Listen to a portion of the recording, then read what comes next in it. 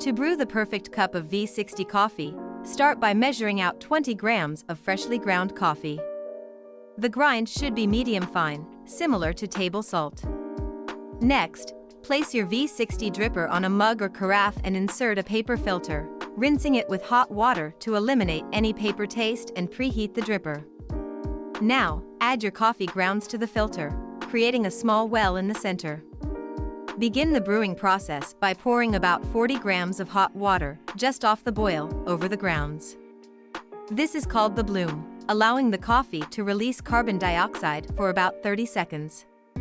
After blooming, slowly pour in the remaining water in a circular motion, aiming for a total of 320 grams. This should take about 2 to 3 minutes.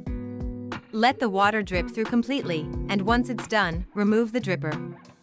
Give your coffee a gentle swirl to mix, and enjoy the rich, aromatic flavors that only a V60 can deliver. Each sip is a celebration of craftsmanship and fresh coffee.